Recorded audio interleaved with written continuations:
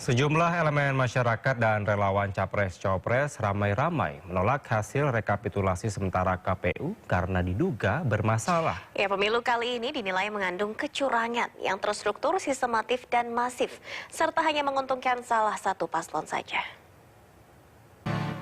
Pemirsa, dampak dugaan adanya kecurangan pemilu 2024, Direktur Ekonomi Digital Center of Economic and Law Studies, Nailul Huda menyebutkan kondisi itu bisa berpengaruh terhadap ekonomi Indonesia di masa mendatang. Ya, sehingga ini berpotensi menimbulkan multi efek ke sektor lain termasuk ekonomi di tahun-tahun mendatang. Ya, Valeri dan pemirsa, ini pesta demokrasi tahun ini ternyata menyisakan duka bagi para petugas pengawal pemilu. Ya, Kevin dan juga pemirsa, ada 57 petugas pemilu 2024 yang dinyatakan meninggal dunia. Sementara ribuan lainnya sakit, bahkan banyak di antara mereka yang harus dirawat di rumah sakit. Sementara itu pemirsa, pemerintah akan terus memantau kondisi petugas pengawal pemilu dan bagi keluarga anggota KPPS yang meninggal dunia akan mendapatkan santunan dari pemerintah. Ya, data terkini total 71 petugas pengawal pemilu meninggal dunia. Ya. Pemirsa, media sosial diramaikan dengan adanya dugaan tentang server Sirekap yang berada di luar negeri. Jika temuan ini benar adanya, KPU patut diduga melanggar Undang-Undang Pemilu. Sementara pemirsa, Bawaslu Tangerang Selatan Banten menangkap basah panitia pemungutan suara yang membuka kotak suara sebelum rapat pleno dilaksanakan. Ya, atas temuan ini Bawaslu melaporkannya ke KPU karena dianggap menyalahi aturan. Pemirsa, Presiden menepis anggapan bahwa kenaikan harga beras. Ya, kembali di Sindo Pagi pemirsa, kenaikan harga beras terus terjadi di sejumlah wilayah di Indonesia. Ya, kenaikan yang mencapai Rp4.000 per kilogramnya membuat daya beli masyarakat turun.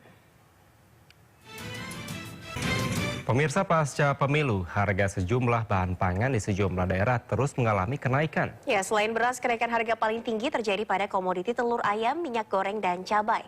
Harga cabai bahkan mulai menembus angka Rp100.000 per kilogram.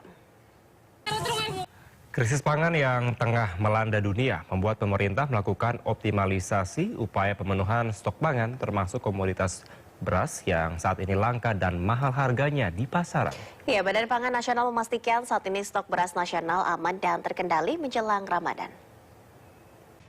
Sementara itu Presiden Joko Widodo menepis anggapan bahwa kenaikan harga beras dipicu pemberian bantuan sosial atau bantuan pangan dari pemerintah. Ya, menurut dia pemberian bantuan pangan kepada masyarakat justru bagian dari upaya pemerintah mengendalikan harga beras dengan meningkatkan suplai di masyarakat.